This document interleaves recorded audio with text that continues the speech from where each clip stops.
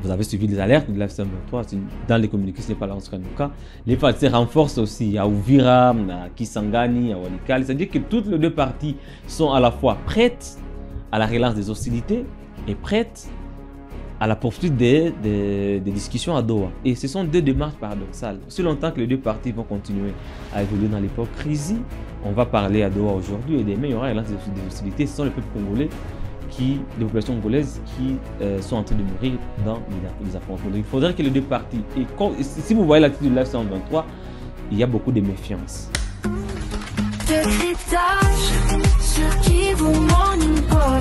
Toujours la vérité. Bon début de semaine chez vous, messieurs, dames, bonjour, surtout, merci de choisir Kivu Morning Post. Nous allons faire ce décryptage. L'Alliance Fleuve Congo a présenté 7437 nouveaux commandos à Rumangabo. Et Corneille Nangaa a dit clairement que l'M23, c'est l'armée qui pourra remplacer les forces armées de la République démocratique du Congo. Suivez Corneille Nangaa. Banakin, Bana Congo, bomoni tozana Rumangabo, lelo toyaki po na collation de yaba na pinga na biso.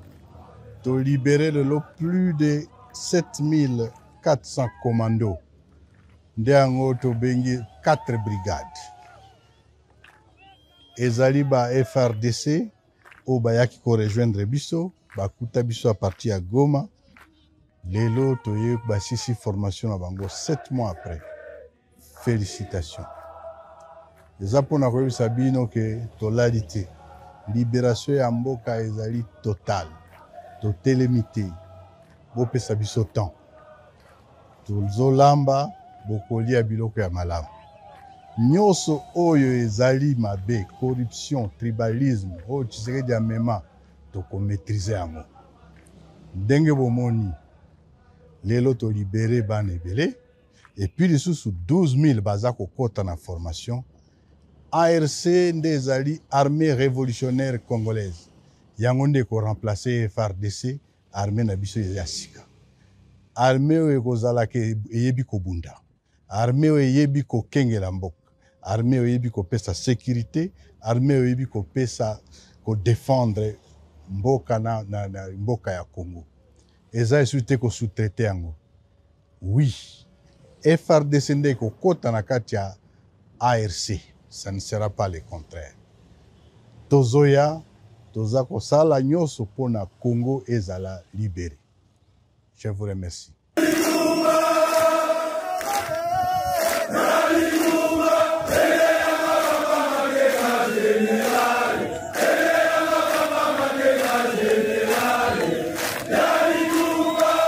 Jospin avec moi sur ces plateaux pour parler de ces sujets qui fait la une de l'actualité à l'Est de la République démocratique du Congo. Jospin, bonjour et surtout bienvenue. Bon début des semaines.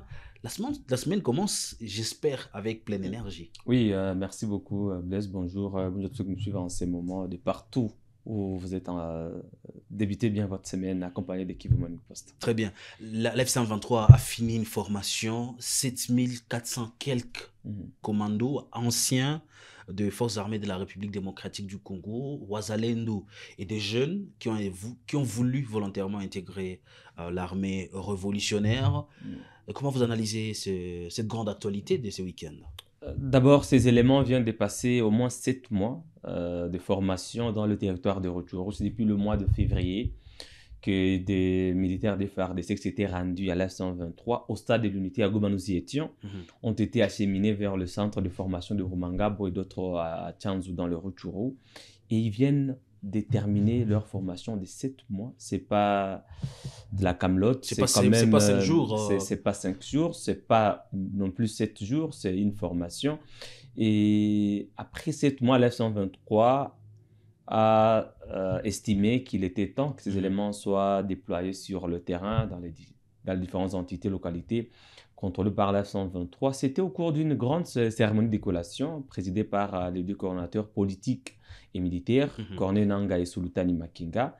Et c'est quand même une force de persuasion très importante pour cette armée révolutionnaire congolaise de l'F-123 face à ses adversaires. Parce que quand vous lancez sur le terrain, plus de 7000 commandos formés dans cette région de Rutshuru pendant autant de mois. C'est quand même Est-ce que cela ne s'ajoute pas une aussi, persuasion cela ne sur le s'ajoute pas au terrain. signal rouge de cette guerre pour dire quand même 7000 militaires? On sait que l'M23 a récupéré des grandes villes de l'Est, Goma et Bukavu. Et aujourd'hui, on est en train de parler maintenant de Uvira. Est-ce que ce n'est pas un signal fort qui devrait interpeller surtout les autorités de Kinshasa? Bah, bien sûr, c'est un signal fort pour les forces armées de la RDC qui constituent l'adversaire direct en face. Les Wazalendo également, ils sont aussi nombreux que ça. Les FARDC contiennent aussi un nombre peut-être plus grand que celui-là. Mais voir une force considérée comme, je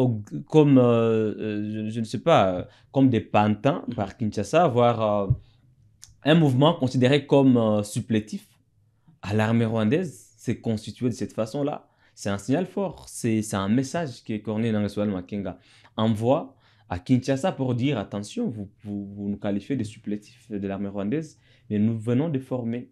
Et ce ne sont 7000 Congolais. C'est pas tout. Il y a encore 12 000 qui ont débuté leur formation.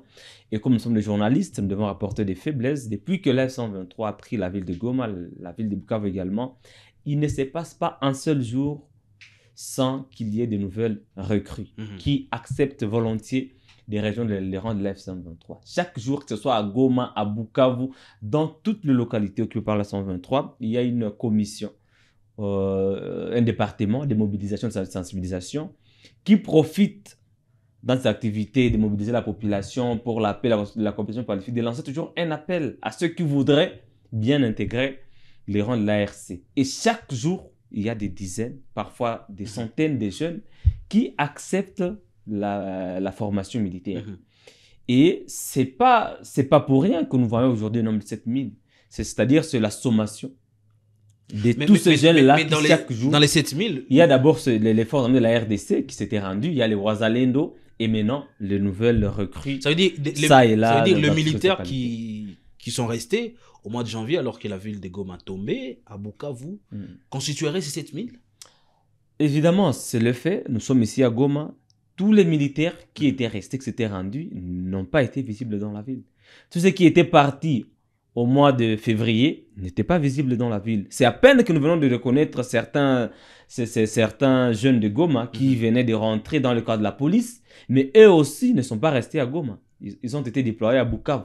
En tout cas, c'est à peine que la population de Goma a commencé à découvrir ou à reconnaître certains visages, dire voilà, ce jeune ici, il s'était rendu lors certains membres de famille ont certains membres de famille, bien sûr. Avec, Ces jeunes ici étaient partis lors d'un meeting, telle part, voilà, ils sont rentrés dans le cadre de la police. Et ils ne sont pas restés à la mission déployés à Bukavu dans d'autres entités, tout comme ceux de Bukavu peuvent être déployés à Goma dans d'autres entités. Donc, c'est pour dire que ceux qui pensent qu'il y a des jeunes qui viendraient chaque jour d'autres pays, des pays voisins pour construire cette armée, ils doivent savoir que nous qui couvrons cette situation depuis bien longtemps, nous avons la réalité. Eh bien, à Goma, à Bukavu, à Masisi, à Sake, chaque jour, il y a des jeunes qui intègrent l'ARC. Et ne soyez pas surpris que demain, ça soit 20 000 ou 30 000. Aujourd'hui, on parle de 7 437, plus les 12 000 qui sont en formation, d'autres qui ont clôturé leur formation, les policiers. C'est vraiment... c'est déjà une armée qui se constitue, qui a aussi, selon la MONUSCO, un arsenal militaire sophistiqué. N'oubliez pas tout le matériel militaire des forces armées abandonné à Goma lors des combats et surtout tous les autres fronts. C'est-à-dire que aujourd'hui, si les fronts diplomatiques et politiques n'arrivent pas à désescalader ces conflits sur le plan militaire, ça va être encore compliqué pour les forces armées congolaises de récupérer surtout les entités sous contrôle de l'F-123 parce que toute cette armée est en train de se reconstituer du jour au lendemain. Chaque jour qui passe, l'armée se reconstitue avec de nouveaux cadres politiques qui sont en formation, des militaires chaque jour qui ont une nouvelle idéologie. Imaginez tous ces militaires qui étaient dans les rangs des FARDC aujourd'hui qui sont dans l'ARC. Ils ont été lavés le cerveau, ils n'ont plus la même idéologie, ils ont une nouvelle discipline, ils ont une nouvelle idéologie, ils ont adhéré à une lutte appropriée. Et ils sont différents. Alors, une affirmation de Corneille Nangaa, d'ailleurs, les internautes l'ont suivi, de ses propres mots. la M23, c'est cette armée qui va remplacer le FARDC. Qu'est-ce qu'on peut comprendre? Ben, dans les faits, c'est impossible. Il n'y a pas une armée qui peut venir remplacer l'armée républicaine, l'armée régalienne. Nous sommes quand même un pays, un État, un pays souverain. Mais dans la réalité de terrain, qu'est-ce que cela veut dire? Faisons un éclairage utile pour les C'est peut-être un message implicite. Ce que cela veut dire, c'est que la F-123 s'affirme aujourd'hui comme une force capable de protéger les territoires qu'elle occupe, comme une force capable de faire face à n'importe quelle autre force qui viendra pour tenter de la déloger de ces territoires. La F-123 veut s'affirmer comme un mouvement qui ne cède pas face aux intimidations peut-être communicationnelles de Kinshasa. C'est une façon dans la communication de s'affirmer comme une armée capable de protéger la population congolaise et d'avancer vers d'autres entités, comme le disait Corneille Nangaa. Ben, ça va pas être facile. Cette armée-là ne va pas se réveiller, aller reconquérir ou étendre sa zone d'expansion. Ça va se gagner sur les fronts, sur la ligne de bataille. Si on en arrivait encore là, si on revenait sur les fronts militaires exclusivement. Mais un autre message caché dans cette affirmation de Corneille Nangaa, c'est de dire qu'ils ne sont pas prêts au mixage. C'est ce qu'ils ont aujourd'hui. Ce n'est pas la première fois qu'ils le disent. Bertrand Bisimwa l'a dit aussi. Laurence Kanyuka l'a aussi répété. Même Makenga l'a dit. Ils ne sont pas prêts au mixage. Et c'est là que je voudrais interpeller les consciences collectives des Congolais, l'opinion congolaise. À chaque fois dans des émissions à Kinshasa, dans la diaspora, les gens parlent de retrait. Cette force-là va se retirer, elle va rentrer de là où elle était venue. Aujourd'hui, on ne parle plus d'une force qui va retourner à Tchanzu parce que peut-être ils étaient à 30, à Sabinho, ils étaient à 50. Aujourd'hui, ils se comptent par des milliers. Et bientôt, ça va être des millions. Maintenant, tous ces jeunes qui ont été recrutés sur la route de la 123, de Sabinho jusqu'à Goma, de Goma jusqu'à Bukavu, jusqu'à Kamanyola, vous allez les ramener à Sabinho. Je ne pense pas que ça va être possible. Tous ces jeunes qui sont formés aujourd'hui à la guerre, qui sont prêts à tout, est-ce qu'on va les demander de traverser la frontière pour aller dans un autre pays? Ça ne va pas être possible. Donc, il est temps pour Kinshasa, pour le gouvernement congolais, de miser sur la voie diplomatique et politique. Parce que sur la voie militaire, ça ne va pas être possible. Ça peut être parce que si vous voyez les revers, ça peut être les canaux qu'on peut exploiter, surtout que la M23 aussi veut les dialogues avec le gouvernement. Aujourd'hui, les paramètres militaires semblent être impossibles entre FARDC et M23. C'est compliqué, Blaise, parce que même parmi les points qui ont divisé les deux parties, beaucoup de diplomates dans les salons politique de Kinshasa, donc on dit que cette fois, ce ne sera plus question de brassage ou de mixage, plus question d'intégrer les rebelles au sein de notre armée, ils se retirent, d'autres seront démobilisés qui sont congolais, d'autres vont rentrer chez eux. Mais actuellement, Corneille Nangaa répond, nous ne sommes pas preneurs, nous ne sommes plus preneurs ni demandeurs, ça devient compliqué. Donc là, c'est un 23 se dit ne pas intéressé du brassage, du mixage, ça devient compliqué maintenant pour la diplomatie ou le narratif de Kinshasa. Maintenant, ceux à qui vous pensez pouvoir exclure d'un processus et même s'auto-exclure, ils vous disent, nous ne sommes plus partants. Aujourd'hui, c'est nous qui allons. Ça, c'est une déclaration qui fâche. C'est une déclaration percutante. Corneille Nangaa qui affirme qu'il ne sera plus question pour l'F-123 d'intégrer les forces armées de la RDC. C'est plutôt les forces armées de la RDC qui vont intégrer la RDC. Comme je le disais, bon, sur le plan juridique, sur le plan constitutionnel, ce n'est pas possible. Mais sur le terrain, qu'est-ce qui s'est passé? Des forces armées de la RDC ont intégré la F-123. Et ils ont été présentés, vous les avez vus dans la vidéo. C'est-à-dire que sur le plan factuel, il y a déjà des éléments de la F-123, des armes des forces armées de la RDC de Wazalendo qui ont intégré la F-123. Ça, c'est un fait, c'est vérifiable, même si ce n'est pas constitutionnel. Mais quand même, ça s'est passé. Et imaginez si aujourd'hui la F-123 contrôlait un autre grand centre, une autre grande localité, une autre grande ville, qu'est-ce qui va se passer? Il y aura encore d'autres militaires, des forces armées de la RDC qui vont intégrer l'ARC. Et peut-être cette affirmation qu'on est en train de se concrétiser. Sur le plan factuel, parce qu'on parle d'autorité des faits, ce n'est pas d'autorité constitutionnelle, mais ça sera en train de se concrétiser. Et ce n'est pas une affirmation à prendre à la légère. il faudrait que le Kinshasa réagisse aussi conséquemment parce que nous avons toujours suivi des réactions épidermiques dans un briefing de presse. On se limite à des paroles alors que les autres sont en train de concrétiser des actes. Ils vous montrent des militaires dans une vidéo, des commandos des images de drones bien armés, lancées. des images de drones. Ils ont leurs nouvelles tenues, des polices, des militaires. Vous répondez juste par un briefing de presse et c'est tout, un communiqué. C'est pas comme ça qu'on fait la guerre. Il faut avoir des réponses proportionnelles à la menace de l'ennemi. Très bien. Quand votre ennemi ou votre adversaire menace de prendre une localité, vous devez aussi menacer à la hauteur, mais il ne faut pas juste vous limiter parce que, comme je le disais sur le plan militaire aujourd'hui, nous avons été dans cette région depuis longtemps, nous sommes ici, nous savons où est-ce que l'armée congolaise était. Sur la route de retour ici, vous voyez, les trajets, quand vous quittez Goma jusqu'à Bunagana, vous voyez, c'est un long trajet. Très bien. De l'autre côté de la frontière, plutôt de Zodilac, je me dirige vers Ouvira où la délégation gouvernementale est arrivée, rencontrer la population, ils ont parlé avec la population. D'ailleurs, après les émeutes d'Ouvira qui demandaient le départ des Gacita, on commence par la mauvaise nouvelle, c'est le commandant 33e région militaire qui est mort.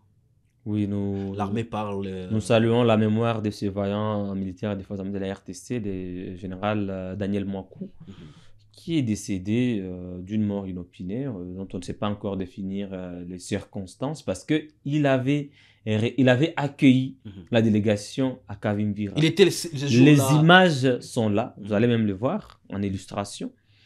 Il était là, il a accueilli Jacquemin Chabani et toute la délégation, mais le lendemain, il est décédé.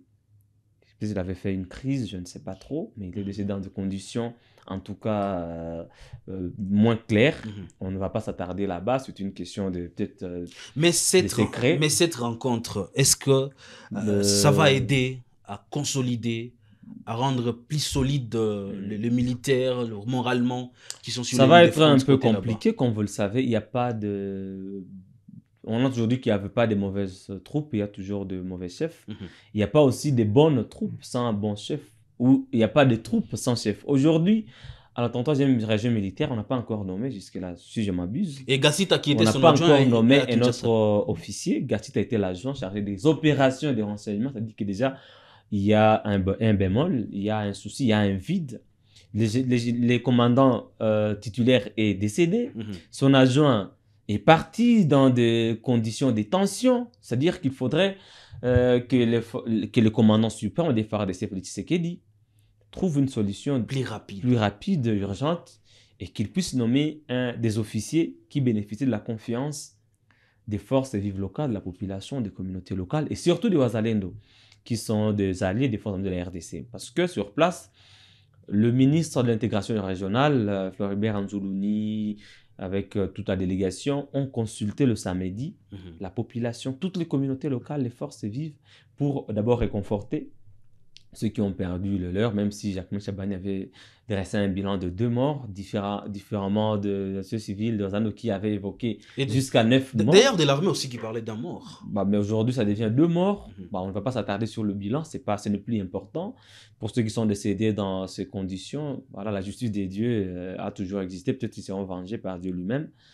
Mais ce que je dois dire actuellement au Ouvira Blaise, c'est qu'il y a quand même eu ces consultations-là. On a senti une bonne collaboration entre le Wazalendo et le ministre délégué à la défense et aux anciens combattants, Eliezer Tamboué. On a vu quand même, ils ont resté à Ouvira au moins pendant 3 jours. On a senti qu'il y avait quand même un bon climat de coopération et d'entente.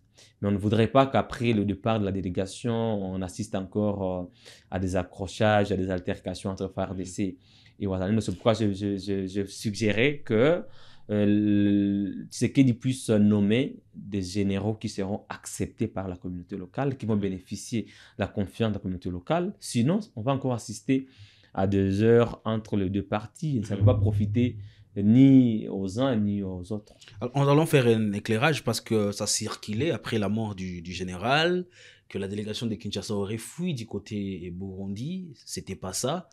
J'ai quand même à vérifier l'information. Laisse-moi dire ce que mes câbles ont dit. Il y a Jacquemin Chabani, seul qui est rentré au Burundi parce qu'il devait prendre l'avion et est rentré à Kinshasa. Et le reste de la délégation est rester. Oui, Jacquemin Côté Chaban y est rentré pour d'autres charges républicaines. Il a pris, bien sûr, il est passé par le Burundi. Ben, je veux dire qu'ils ont fui, c'est trop, c'est dur, parce qu'il faut passer nécessairement par Le le Burundi. Burundi pour prendre son vol et rentrer à Kinshasa. Mais il a laissé sur place Floribert Anzuluni, le ministre de l'Industrie Aimé Bodji. Il a laissé sur place Légian Tamboué, ministre délégué aux anciens combattants. Il y a aussi le chef d'état-major général des FARDC qui était là. Je ne sais pas pourquoi sa présence passe incognite, je ne sais pas. Il n'a pas encore joui d'une certaine stérélisation au sein de la communauté locale, mais il était aussi là, Jules Banza. Il y a aussi le commissaire principal de la police congolaise. Gilles Banza aussi était là. Il était là, mais on n'en parlait pas trop. Les lignes ne bougent pas de son côté. Il a aussi rappelé les troupes à l'ordre pour éviter des dégâts collatéraux et de nouvelles tensions. Il était là sur place aussi. C'est-à-dire que Uvira, quand même, a été le siège de l'armée à un moment donné. Et il y a aussi une délégation interministérielle qui était sur place. Et tout ce que le peuple de l'Est attend, c'est qu'on évite la bande de sang dans cette ville.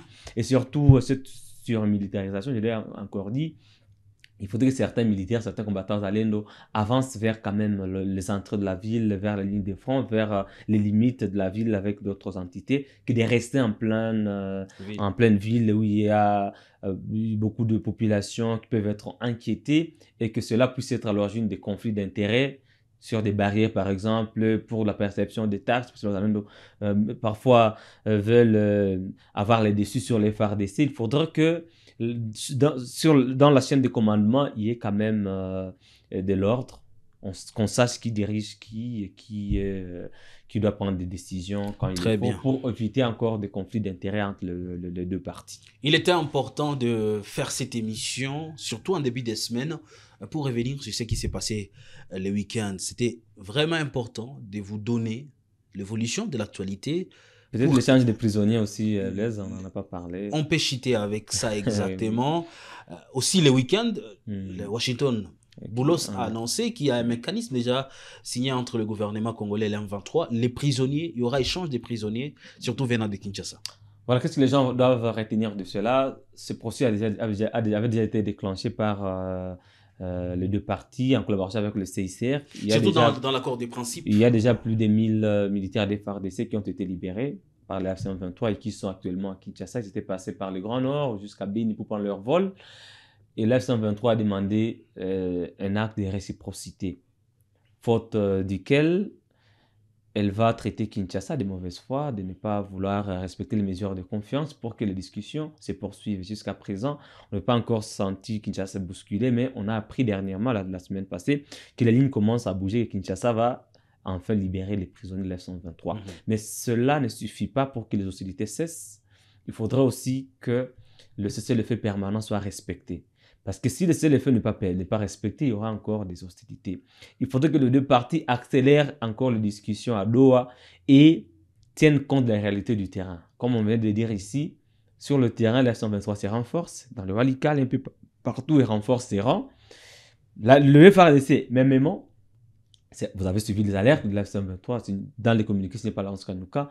Les FARDC renforcent aussi à Uvira, à Kisangani, à Walikale. C'est-à-dire que toutes les deux parties sont à la fois prêtes à la relance des hostilités et prêtes à la poursuite des discussions à Doha. Et ce sont deux démarches paradoxales. Aussi longtemps que les deux parties vont continuer à évoluer dans l'hypocrisie, on va parler à Doha aujourd'hui et demain, il y aura la relance des hostilités. Ce sont les peuples congolais, des populations congolaises qui sont en train de mourir dans des affrontements. Donc il faudrait que les deux parties, et si vous voyez l'attitude de l'F-123, il y a beaucoup de méfiance. L'F-123 s'est dit, apparemment, Kinshasa ne joue pas un jeu franc.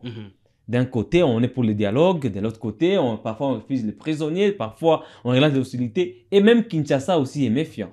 Donc il n'y a pas de confiance, il faudrait restaurer le climat de confiance pour que les discussions de Doha se passent bon train. Très bien. Messieurs et dames, fin de ces décryptages en début de semaine. Merci à vous de l'avoir suivi. On va également suivre de près le dossier des débuts de la session parlementaire à l'Assemblée nationale. Et on aura le temps, en tout cas, de venir ici pour revenir à la fois sur la pétition contre Vital Kamerhe, qui nous semblons et qui nous jugeons jusque-là inopportune. Cette pétition, en tout cas, n'a pas sa raison d'être. Ce n'est pas encore le moment. Les pays ont d'autres priorités. Nous devons aimer le Congo parce que nous n'avons que la République démocratique du Congo. Messieurs, dames, Portez-vous bien.